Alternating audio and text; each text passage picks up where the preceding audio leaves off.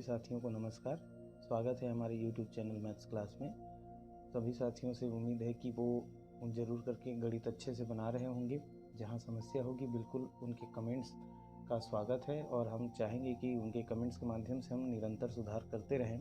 तब तक के लिए साथियों अपना प्यार देते रहिए हमें, और इस चैनल को लाइक, शेयर और जितना ज़्यादा हो सके सब्सक्राइब कीजिए, ताकि हम हमेशा अच्छा कार्य करने के लिए और हमेशा गणित के क्षेत्र में कुछ अच्छा करने के लिए प्रोत्साहित होते रहें।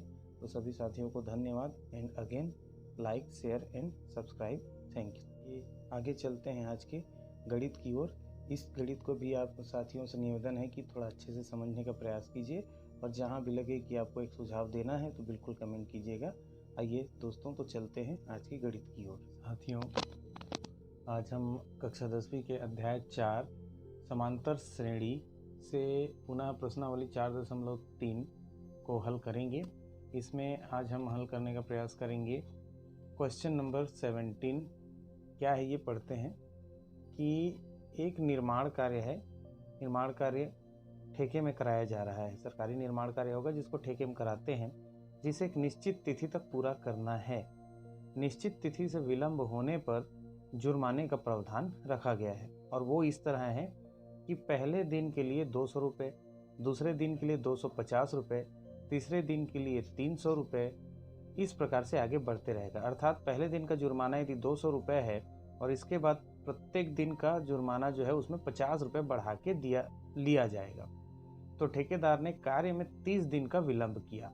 मतलब उसने हो सकता है कि जितना टारगेट दिया होगा वो काम होने में पूरा 30 दिन ज़्यादा लग गया, तो उसे कुल कितना जुर्माना देना होगा और 30वें दिन वो कितना रुपया जुर्माना पटाएगा, ये पूछा गया है।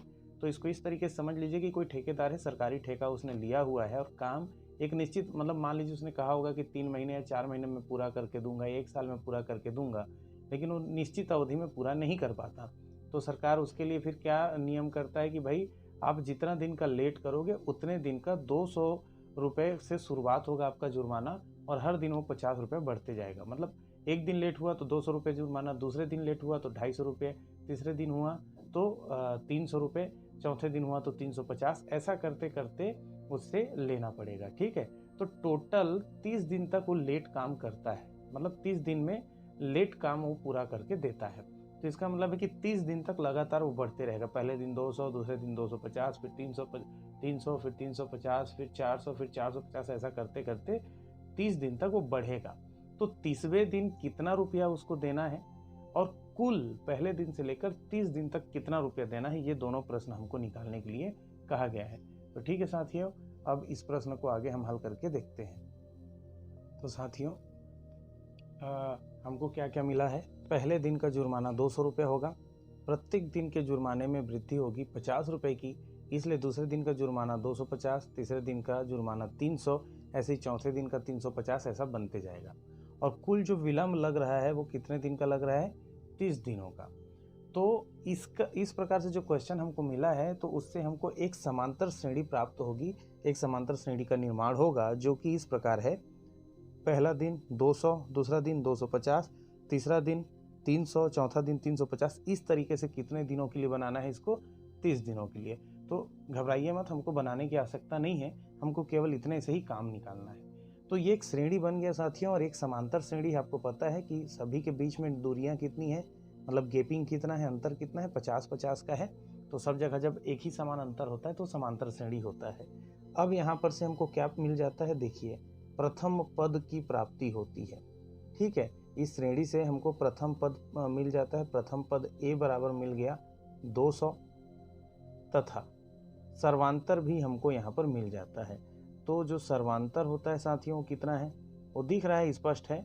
डी जो होता है हमारा कितना आ गया है, 50। यदि जिन साथियों को समझ में नहीं आया होगा वो ऐसा कर सकते हैं, दूसरे पद में पहले को, तीसरे में दूसरे के, या चौथे में तीसरे को घटा के वो देख सकते हैं, हमको जो सर्वांतर है वो कितना मिल जाएगा, 50 मिल जाएगा।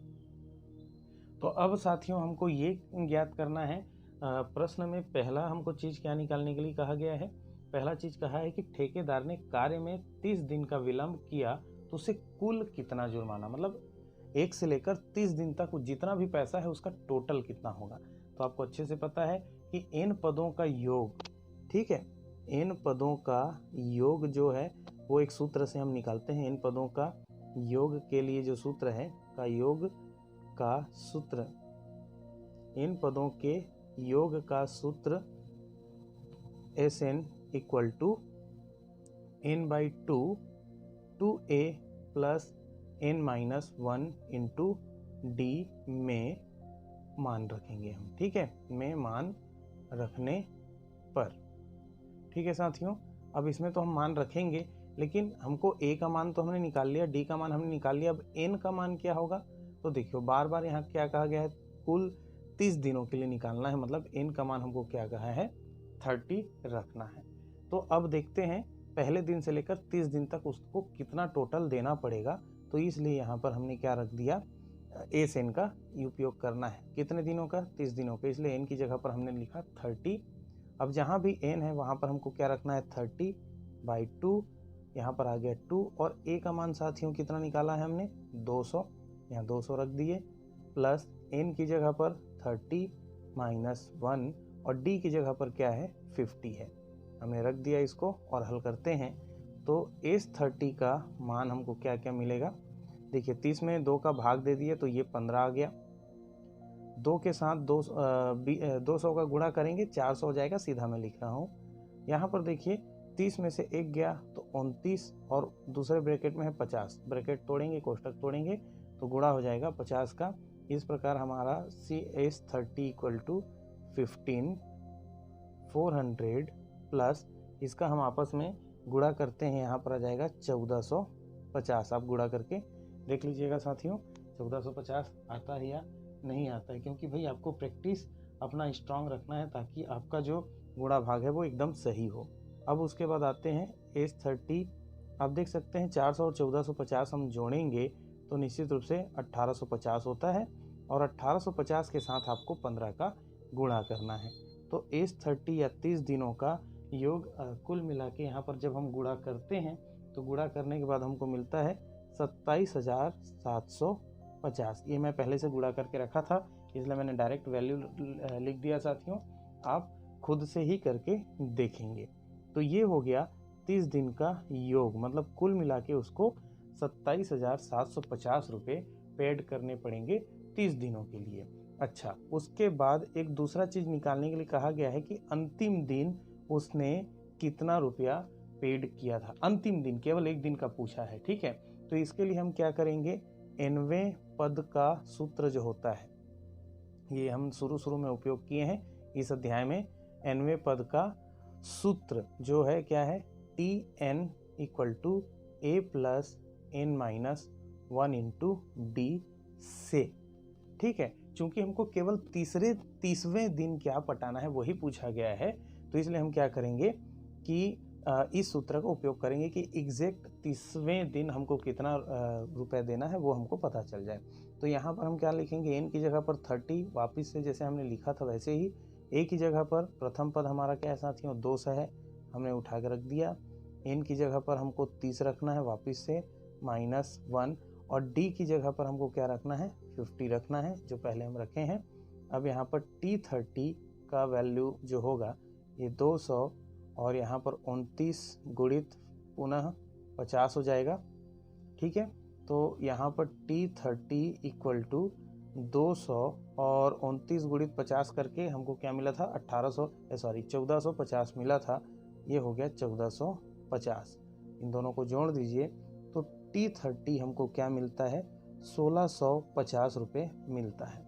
मतलब कि 30वें दिन, जैसे कि पहले दिन 200, दूसरे दिन 250, तीसरे दिन 300, चौथे दिन 350, यहाँ 5वें दिन 400, 6वें दिन 450, इस तरीके से हम करते करते जाएंगे तो 30वें दिन का उसका जो जुर्माना होगा, केवल एक दिन का, 30वें दिन का, वो कितना हो जाएगा, 1650 रुपया हो जाएगा। तो साथियों यहाँ दो चीज़ें पूछी गई थी इस प्रश्न में कि टोटल कितना पटाना है, तो टोटल की हमने इन पदों के योग के सूत्र के माध्यम से पहले दिन से लेकर 30 दिन तक का टोटल जो जुर्माना है वो निकाला, और दूसरा पूछा गया था कि 30वें दिन कितना रुपए उसको जो जुर्माना है पटाना है, तो वो हमने nवें पद के सूत्र से निकाल के यहाँ पर रखा है कि उसको कुल मिला के नहीं, केवल एक दिन का 1650 रुपये पेड करना है।